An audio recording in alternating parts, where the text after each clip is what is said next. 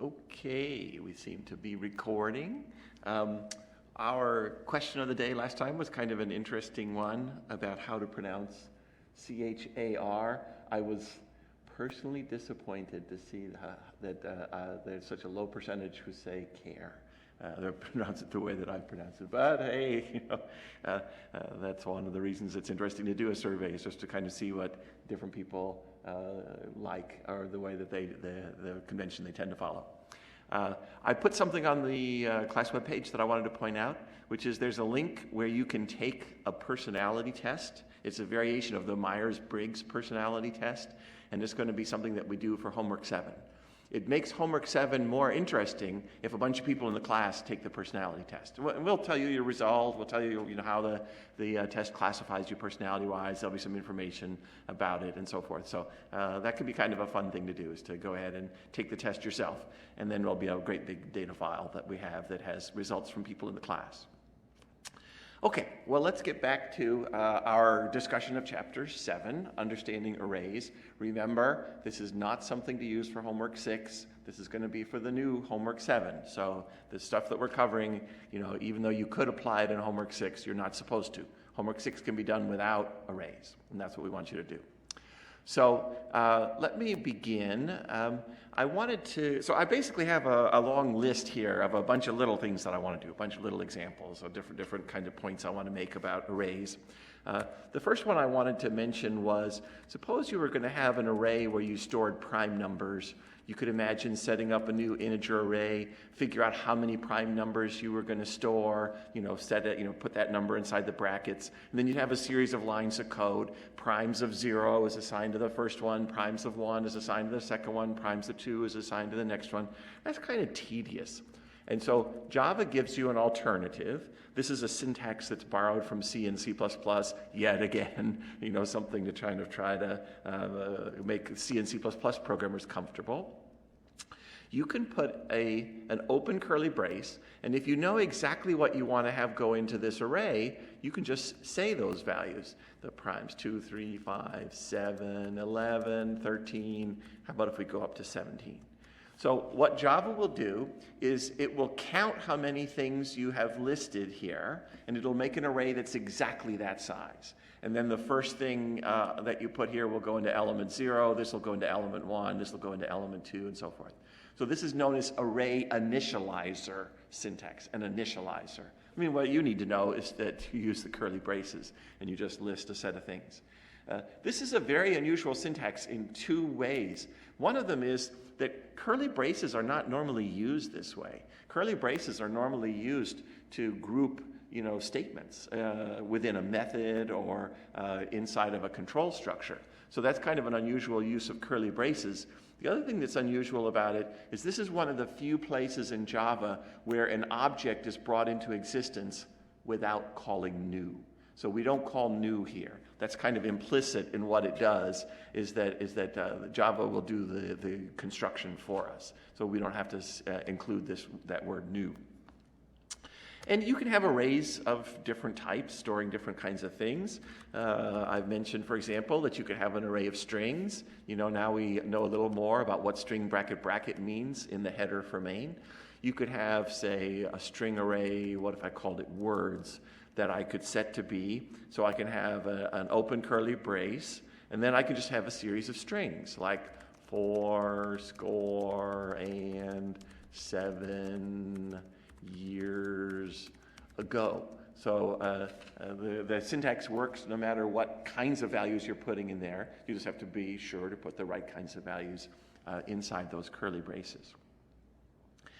Okay, the next thing I wanted to do was to write a method with you. So we looked at some array code, but we didn't actually put any of it inside a method, so we'll do that. You'll see that. And it's a good way to review the basic stuff we talked about last time. So I have in mind, suppose you wanted to do something like a system.out.println sum of primes is equal to, I want to write a method called sum that will take an array like the primes array as a parameter. It'll take an array of ints as a parameter, and it'll compute the sum. It'll add them all up. So that's kind of what I want us to do, is to write such a method, and so then I could use it here, in main, to kind of see what's in that, to see what the sum of those numbers is. So we'll have a public static method. It's computing the sum of an integer array. So the sum is going to be an int. It's going to add up to some kind of an int. So it'll have a return of int. It's going to be called sum. And we're going to have some kind of an array that I'm going to call list. I need a name for it, so I'll just call it list. Now here, I put the word array. That's not the right thing to do. We want to put the type. Remember that you always have to say the type of your parameters. And I mentioned this last time, that all of these integer arrays have the type int bracket bracket. So the type does not include a size there. It's int bracket bracket for the type. Let me just mention that, we've been doing things where we, like public static int do something, with an integer variable x. So we've been writing method headers like this where we have, a parameter called x and it's of type int. It's really the same kind of thing that we're doing here. It's a parameter called list. I could have called it anything I want, but list is a good generic name. And it's of type int bracket bracket. So kind of like I'm trying to point it out every time we see that, that's a type, int bracket bracket. And it's kind of takes the place of when we would have said int when we were passing a simple int as a parameter. Here we're passing an entire array. Last time I mentioned the idea of a standard traversal, that there's kind of some code, what we call boilerplate code, starter code, or kind of standard code, that is a good place to start for a lot of array style actions, tasks that you need to solve. So I mentioned that you'd start an integer variable I at 0, I less than list.length, I plus plus, and inside the loop you do something with list bracket I. So this is, the standard array traversal, a for loop that's using an integer variable I for indexing. 0 is the lowest index, and that's why we start there. We go strictly less than the length, because if it starts at 0, then there isn't something that is at index length. It's, one less than that with an I plus plus. And inside the loop, we have to figure out what to do with the element I of the array. So that's kind of a standard traversal. And as I said, a lot of things will either fit that pattern or there'll be some variation of the standard traversal. The other thing we want to do here is a cumulative sum. So in a way, we're kind of combining two patterns, because we've talked about the cumulative sum pattern, where you set a sum variable to 0 before a loop, and then inside the loop, what you do is you would say sum equals the old sum plus something, and then afterwards, do something, something with sum. The do something with sum, this is a method that's computing the sum, and so it would just return it. And what do we add into our sum? Well, this is where list bracket I comes into play. What we want to be adding up are the different elements of the array, list bracket I. So we take the old sum, add in the next element from the array, and make that the new sum. Do that over and over again, return it at the end. And so that's kind of our sum method that uses the standard traversal that we talked about last time. Let me compile and run it. And it says the sum of primes is 58. I could add it up and verify, but I think that's actually correct. So, okay, so that's another thing I wanted to talk about. The next thing I want to talk about, I'm going to use a little mystery problem that's from the slides for today. So this is something you're going to find. So you've seen this with other things that we've looked at. We've had parameter mystery, while loop mystery, if-else mystery, and so there's going to be array mystery. I think in practice some of the problems are called array simulation, so same thing, array mystery, array simulation. And normally I'd be telling students you're going to have a 10-point question on the final about this, so you want to prepare. But let me, say, I don't think this is just busy work, that we ask people to prepare for something like this. I genuinely believe that this helps you to learn how to work with arrays. And so particularly if you're new to this, if some of this takes a little longer for you to master, it's even more important that you do these mystery problems, because I think they build up a familiarity. They get you to recognize some of the conceptual mistakes you might be making in dealing with array code. So those of you who struggle the most, I think, are the ones where it's most important to do these mystery style problems. There's a bunch of them in Practice It. You'll see some in section next week. So I strongly encourage you to kind of practice these kinds of problems. Let me mention something that you might find helpful, that often these mystery questions have extremely high scores, but when we give this on the final, the average score is often like around 8 out of 10, which isn't that high for a question that should be very mechanical, very straightforward, doesn't require much insight. So, why is that so? Well, there seem to be a non-trivial number of students who get confused by different aspects of array code. So let me mention the 3 things that I see most often, because this is good to keep in mind, as you do some of this practicing, or even just as you're trying to understand the arrays. One of the first confusions is kind of I versus list bracket I.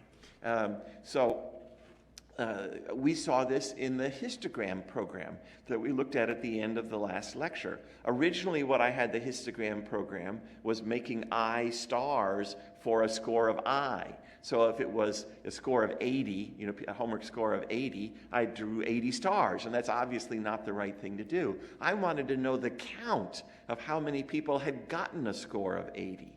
So there's a difference between the index and the value stored at that index. If I was going to have a test on I mod 2 being 0, I'm asking about even indexes.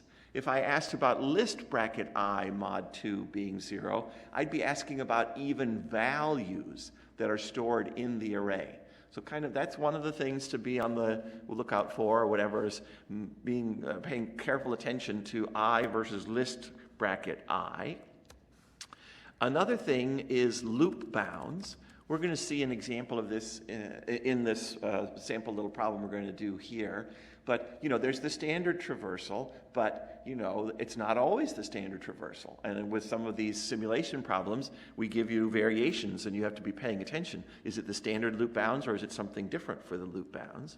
And another thing is kind of the original array versus the dynamic array. And we'll see an example of this also in this little example that we're going to do here. So we'll do that when we get to the example, because I think it's a little easier than explaining it here. I'm going to compile this code and run it. So we basically just want to be, this one doesn't do any printing or anything, but the idea would be to figure out, you've got an array A that's got some values stored in it, and the question would be, what values does it store at the end when the method is done running? So I'm going to drag this A variable out, and JGrasp has a nice viewer for it that lets me see the different values that are stored in this array called A. So if you look at this loop, you can see, for int I equals 0, I less than a dot length minus 1, I plus plus, there's a loop bounds issue that comes up here. So this is not the standard traversal. It does start at 0 the way we normally do. Sometimes you'll find these problems will start at an index of 1 or an index of 2, so be paying attention to that. Where does it start? This one does start at 0 the way the normal one does, but it's not testing I less than a dot length. It's testing I less than a dot length minus 1. So what's the length of this array? It's got the highest index is 6, but that means the length is 7. What's 7 minus 1 is 6. What's the highest I that's strictly less than 6? That would be 5. So the highest I it's going to consider is index 5, this 14 that's stored at index 5. Or you could just think of it as, well, it's the standard, that would normally go through the whole array, but because you've subtracted 1 from it, it stops 1 early. It kind of ends one early. So this problem has different loop bounds than the normal loop bounds. It starts I at 0, so we can see that. And then it does a test here on AI versus AI plus 1. This is another good thing about doing these practice problems, is you get used to some of the kinds of things that we do with arrays. This is a very common thing to do with arrays, to be dealing with the element at index I and the element at index I plus 1. So I is 0, so the element at index 0 is the one that has the 1 in it, and the element at index 0 plus 1, I plus 1, is the one that's at index 1. So it's kind of looking at the first two numbers. It's looking at an adjacent pair of numbers, I and I plus 1, at index I plus 1. And it's kind of comparing those two adjacent values, and it's saying if the first one is greater than the second one, then we're going to do something. Well, here, the first one is not greater than the second one, so we're not going to do what's inside the if. So we're going to come back around, and then I is going to get incremented to be a 1.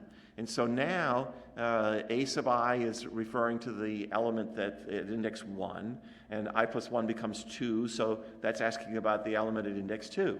So now it's comparing this pair, 7 and 5, and it's saying is that first one greater than the second one.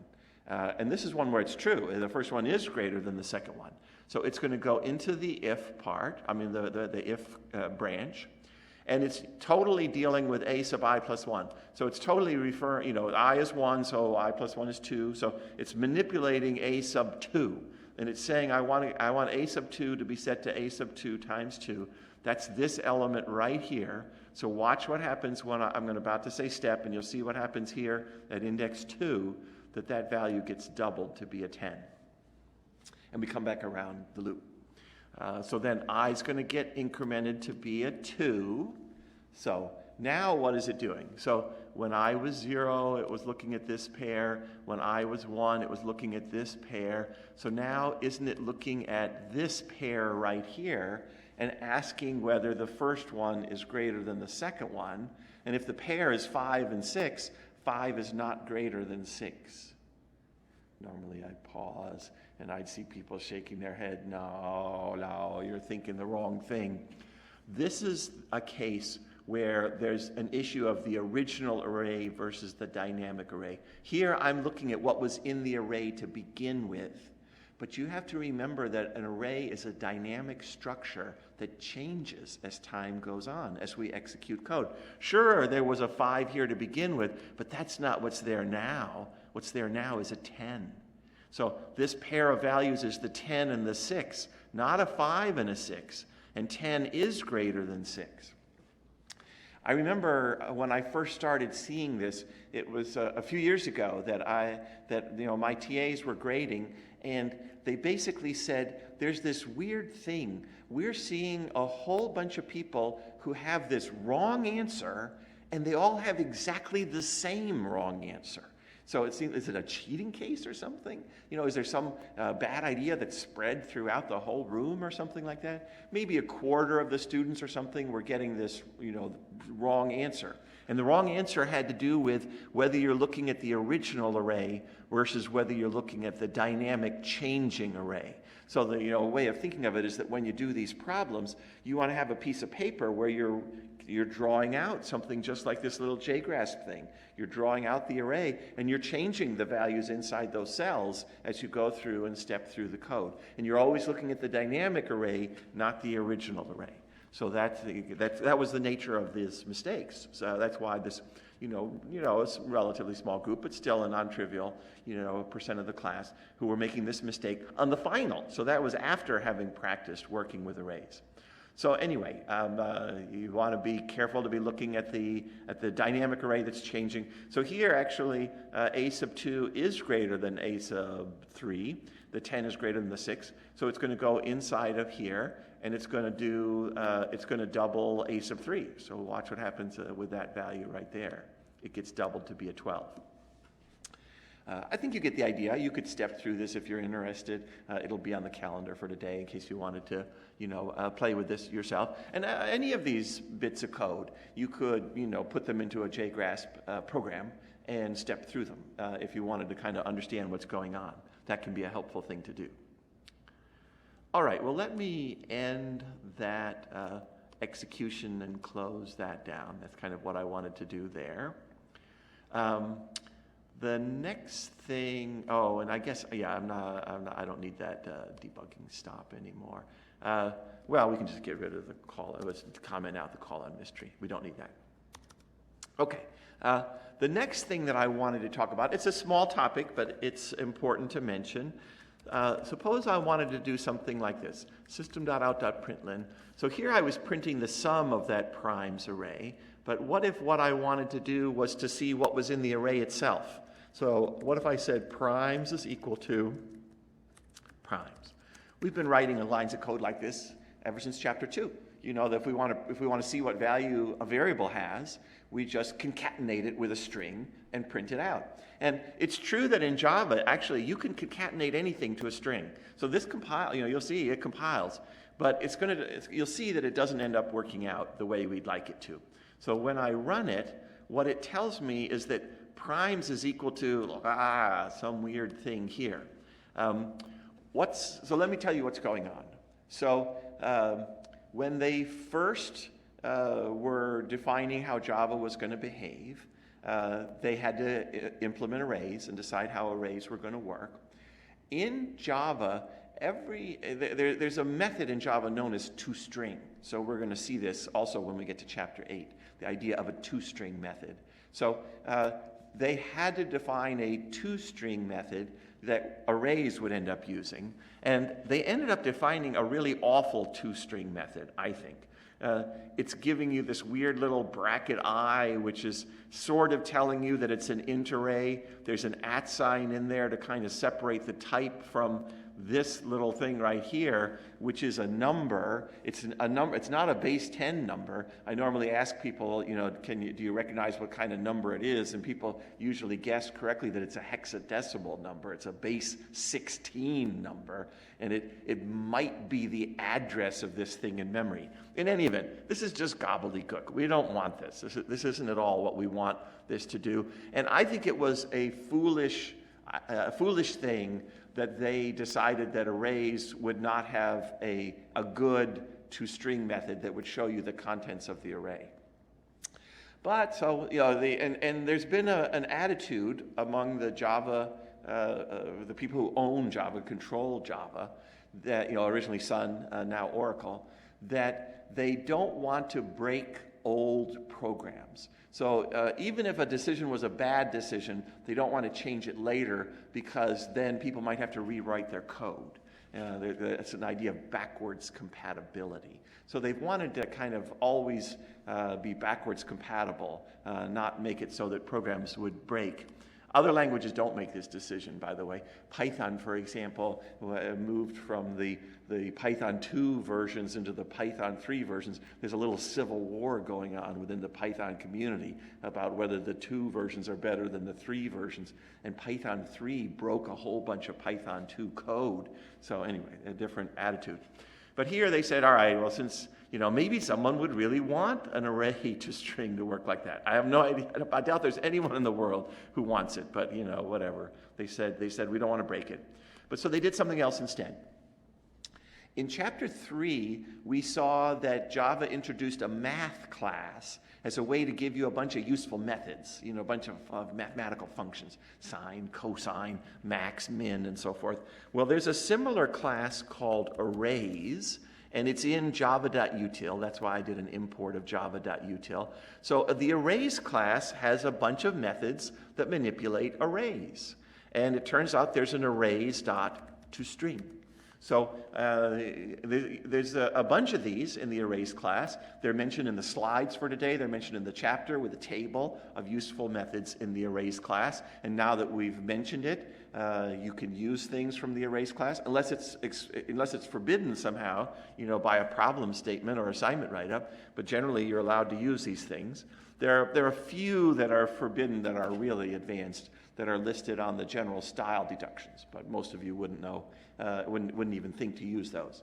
So in any event, arrays.toString is something that's going to take this array and it's going to convert it into a useful string, a string that shows us the contents of the array, and it returns that that better string that we're going to then concatenate and print.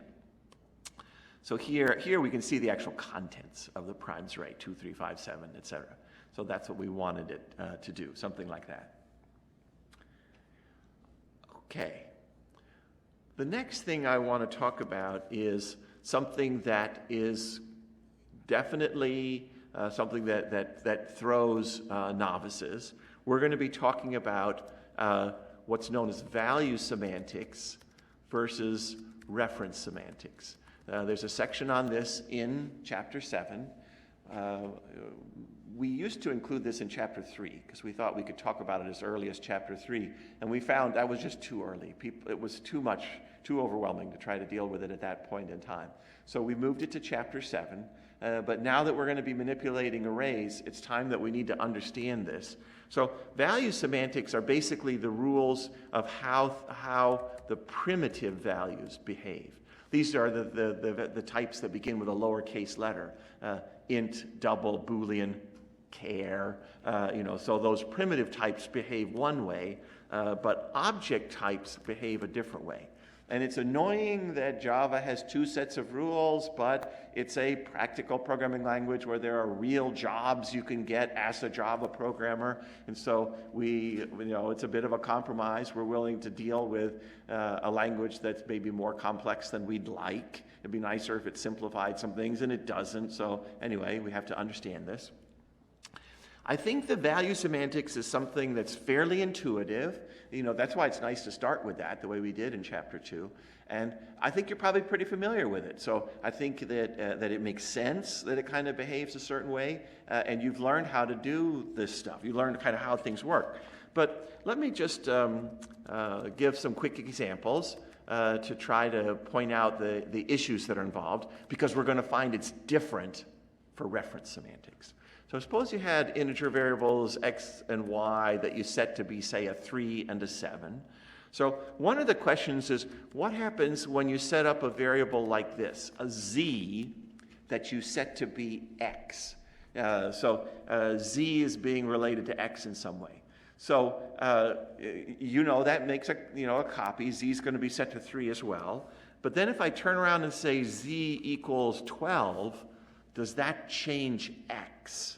And I'm sure by now, no, it doesn't. That z is an independent copy of x. Z is a variable that's been set to 3, and resetting z to 12 has no effect on x. They're not somehow linked to each other.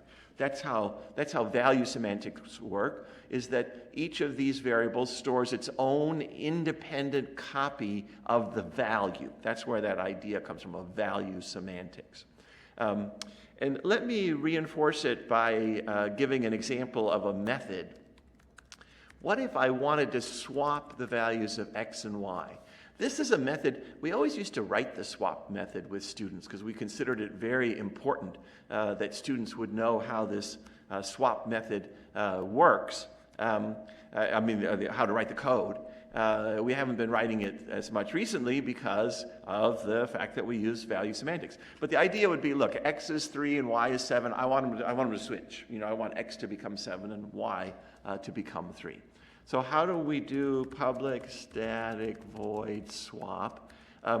Two integer variables. I'm going to call them here a and b so that there's no confusion. This doesn't have to do with naming. It has nothing to do with whether a variable is called x, a variable is called y. Parameter names are independent of the names that are used for what's passed to them. But this just makes it really clear that we're talking about two generic integer variables, any two integer variables that you might have.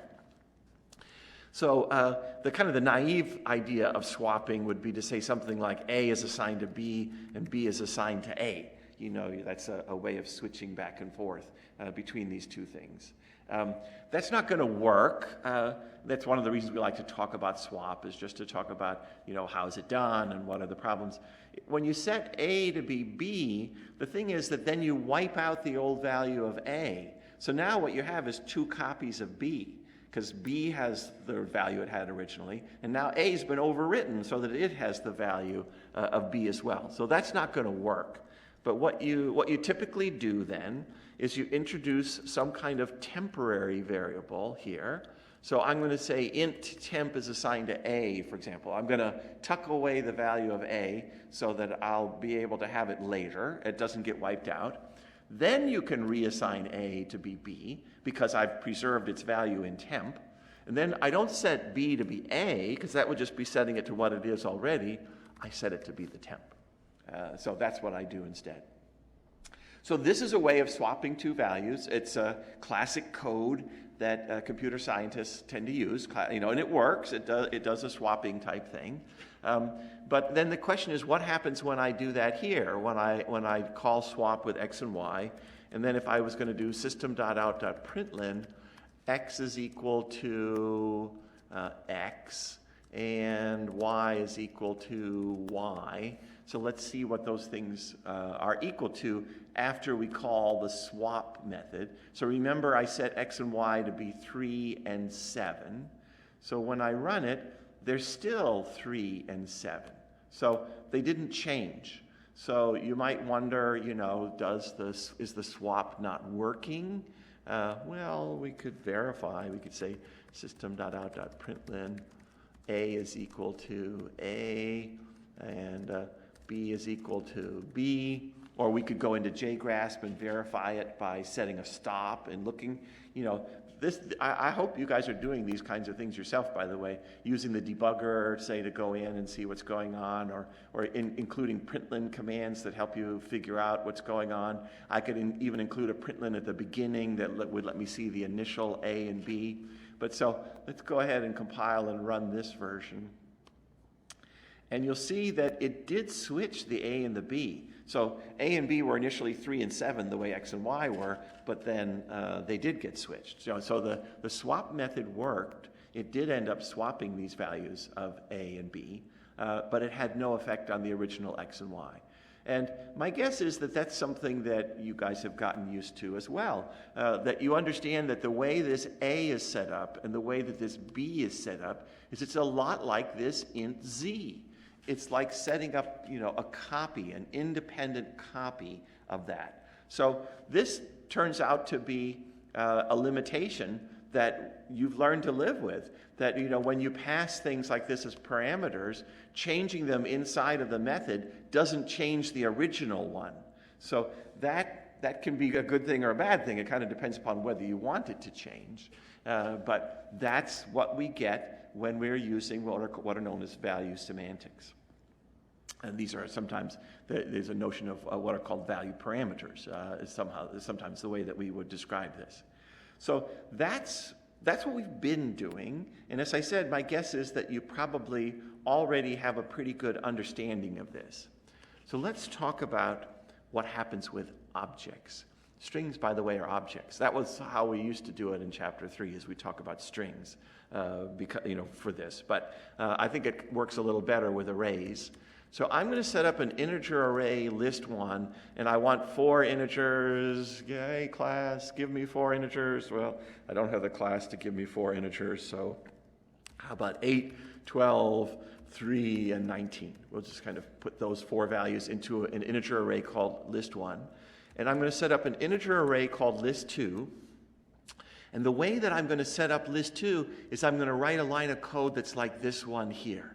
So when I had said int z is x, I'm going to say list2 is list1. So in this case, when the z that we set up was an independent copy of x, so so changing it did not end up changing x. So here's what I'm going to do, is I'm going to say list2 of 0. I'm setting element 0 of list2. Let's set it to be negative 14. And then what I'm going to do is say system.out.println list1 is equal to list1, and system.out.println list2 is equal to list2. That's going to let me see what's in the 2 lists, right? I normally wait for someone in the class to say, no, don't you remember? That's going to do that awful toString method that doesn't let me see what's actually in the array. When we go to print out what's in an array, we want to call arrays.toString. So we have to remember to have a call on arrays.toString. So to see what's actually in the array, arrays.toString, we have to call that toString method so that it converts it into a string that's readable. And let me go ahead and compile and run this. Now, I think one thing is easily predicted, which is that list 2's 0 element is going to be a negative 14, because I set it to be a negative 14. And sure enough, list 2's element 0 is a negative 14, as you would expect. This is the thing that perhaps is not expected. List 1's element 0 is negative 14.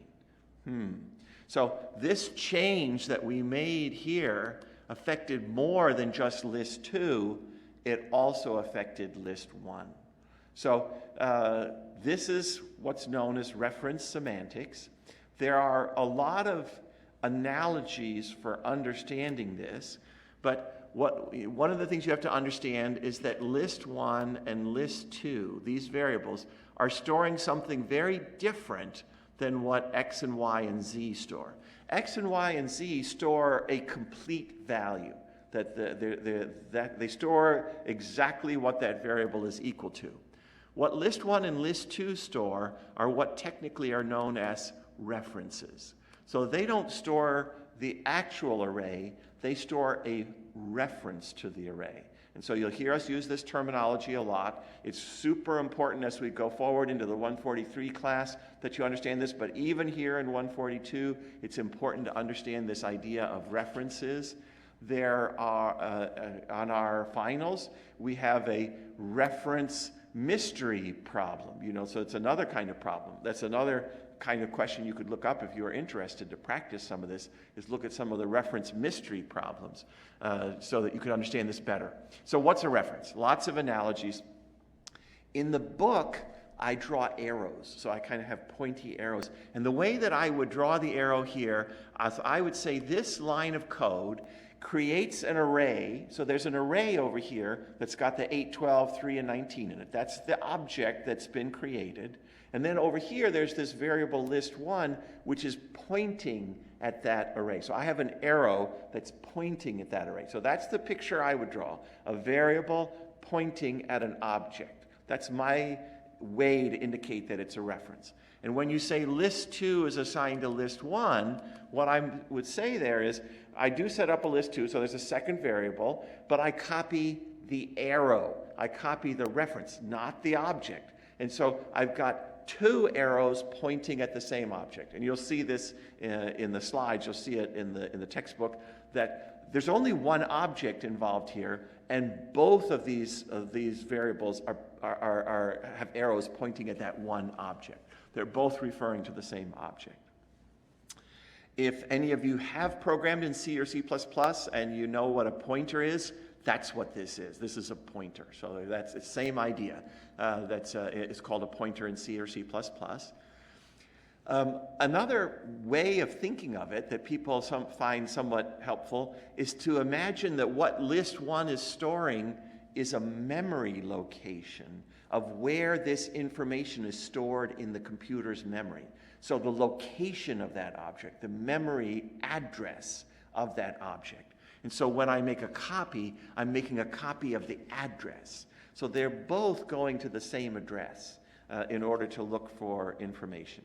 You could think of it as, if you have some piece of paper where you've written down the address of a house, you might have written down 1313 Mockingbird Lane on a piece of paper, and I say, hey, tell me what the address is, and I write down on my piece of paper 1313 Mockingbird Lane. I have a copy of what you have. We each have a reference to 1313 Mockingbird Lane, but there's only one house. There's 2 copies of the address, but there's only one house there. I can go there, and then I'm at the house the same way you can go there and be at the house. It's kind of like those bad Hollywood movies where some actor says, I know where you live, I can go to your house and throw a brick through the window or something, So if you have the address to it, you can get to it, So there can be multiple people who have the same address, so they're all dealing with that same house. Another analogy that I like So I've mentioned that the people who popularized object-oriented programming really preferred the idea of message passing. And so they kind of see object-oriented programs as a whole bunch of objects all talking to each other, sending messages back and forth to each other. So in that way of thinking of things, a cell phone is not a bad analogy to understand. In your cell phone, you have a bunch of phone numbers that are used to contact people. So they're like pointers, they're like arrows, they're things that let you get in touch with someone. So suppose that you have a cell phone, and in your cell phone you have your mother's phone number. And I said to you, tell me your mother's phone number, and I write it down on a piece of paper, or I put it into my own cell phone. I've got your mother's phone number. I can place a call to your mother, and there's only one mother, you giving me the address. So this line of code here, this is like me getting a copy of your mother's phone number. I'm writing it down on my piece of paper, but that doesn't make a second mother. There's only the one mother here. And if I call your mother and I said, hey, please set your zero element to be -14, then probably your mother would hang up on me because it would seem like a crank call. And then your mother might say, how about this weird person called me and told me to set my zero element to -14? But so you'd find that, we're both talking to the same mother. That's what's going on here. So there's only one object involved. Let's take a look. It's worth taking a moment to see this in JGrasp. So I'm going to make sure it's compiled, and we'll debug. And then I get to this point where I've got my list 1 is set up, so I can drag out list 1 and see what's inside of it.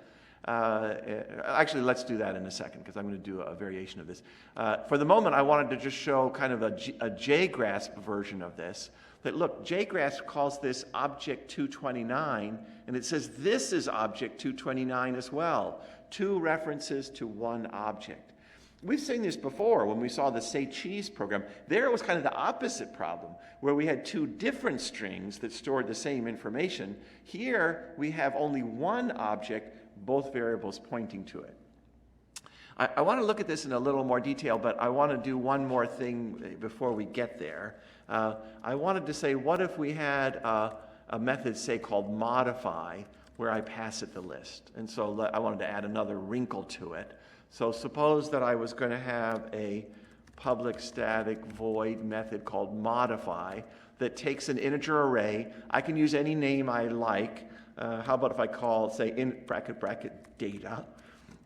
And inside of here, I say something like data sub 1 is assigned to -38, and data of 2 is assigned to -17. So I kind of reset, the values at index 1 and 2 for this. So what ends up happening when we pass list into this? Well, let's just watch it execute first. We'll see kind of what output we get. And what did I do? Oh, I said modify list. What I meant to do here was to say modify, let's call modify list 1. So I'm passing in my list 1, that compiled. And now let's debug. So this is the one that I want to kind of watch in a little more detail. So we set up list 1, and it's the object 229. So I can drag it out and take a look at it here. So I'm going to have us watch, all together we'll see 3 different things going on here. There's a list 1, and then list 2 is assigned to list 1. That was that line of code.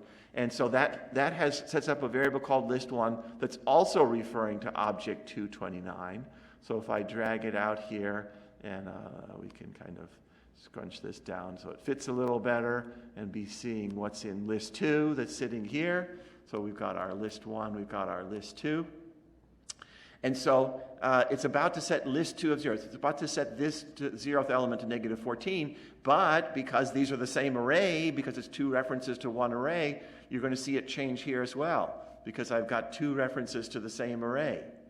And then what happens when we call modify?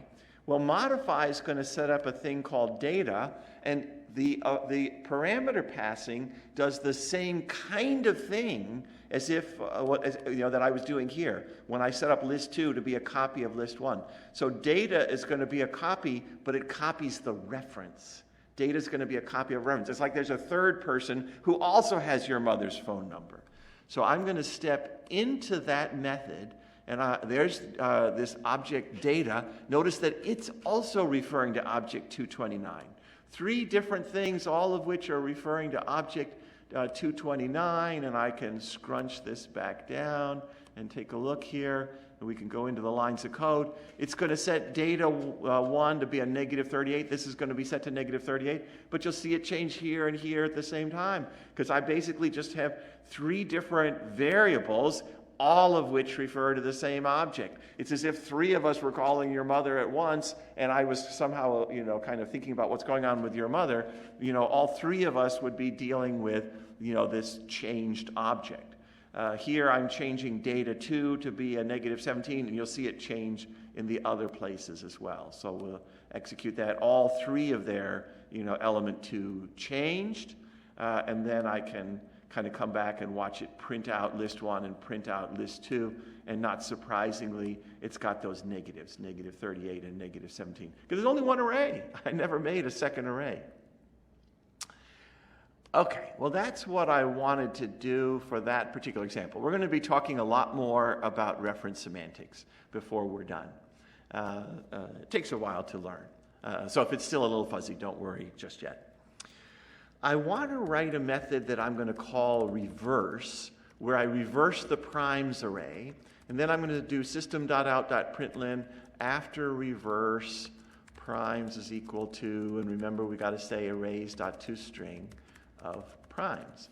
And we're not going to need this anymore. We can kind of recover that screen real estate. So I want to reverse the order of the elements that are stored in this primes array. I want the same things I had. Oops, did I put that in the right? Yeah, I did. The values that are stored here, I want them to be in reverse order. The 17 first, and then the 13. I want to switch the order. I think we have kind of just enough time to write this method.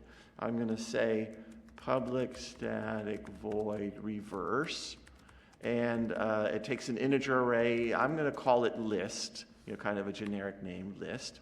And our standard traversal loop would say for int I equals 0, I less than list.length, I plus plus, do something with list bracket I. What is it we might want to do with list bracket I? Well, when I is 0, what do we want to do with that value that's at element 0? That 2 that's at the front of the array, we want to have go to the end of the array. So we want it to go where the 17 is. And what do we want to have happen to the 17? We want the 17 to go where the 2 is. So we've got a value at the beginning and a value at the end, and we want to swap them. We want to swap those 2 values. So this is a swapping operation that we're going to want to do. Then what will we want to do? Then it'll be looking at this value right here when I is 1, and we want to swap it with the 13. We want to kind of move 1 in from there and swap those 2 values. And then we want to move in 1 more again and swap those 2 values. So what I have in mind is that I want us to imagine that there's going to be an int j that we set to something, and I want to swap list I and list j. So we're going to have to figure out what that expression is that gets us an appropriate value of j. But in terms of the swapping code, I've already said this is a standard technique for swapping 2 int variables. So if I want to swap list I and list j, just imagine this exact code, but wherever I say A, I'm going to say list bracket I, and wherever I say B, I'm going to say list bracket j. That should give me the swapping code. So I'm going to set temp to be list bracket I, because it's the A, whatever was an A. And then the A, again, will get replaced with list I, is equal to B, which is going to be our list j. And then we would set list j to be temp. So I just took these 3 lines of code, and I just did a translation, A and B being changed into list I and list j. Now, what about j? Well, it was kind of involved the end of the array. List.length is somehow involved in this, being at the end of the array. And the j is going down by 1 as the I is going up by 1. So, remember from chapter 2, thinking about a multiplier and everything, there's got to be a multiplier of -1. The I has to be going down. I mean, in our expression, we have to be subtracting I to have something that goes down by 1. But when I is 0, we don't want to be at list length. We want to be at the last value, which is 1 before that. Remember, there's not an index at list length, so we want a -1. So kind of 1 earlier than that. So that should get us things where these things will kind of go together. They'll get closer to each other. And I don't know if it's going to work, but we can just kind of compile it and run it. Let's see what weird state the primes array is in. The weird state that it's in is the original state. Did it not work? Did it not do the swapping? Did it not do the changing? Well, if we had more time, we could kind of explore this. But let me tell you what happened. It is working, but we kind of did too much. It started with the first and the last, and it swapped them. Then it moved in and swapped them. Then it moved in and swapped them. Then it moved in and swapped them. And then it passed, and it swapped again, swapped again, swapped again, swapped again. It went all the way. So when it was halfway done, it had a reversed array, but then it kept going, and it unreversed the array. It kind of redid the swaps. So actually, we don't want to do it list.length times. We want to do that list.length over 2 times. We only want to go halfway, with that swapping operation. When you go all the way, it undoes what you had done with the reversing. And there's the reverse array there. We'll do more next time.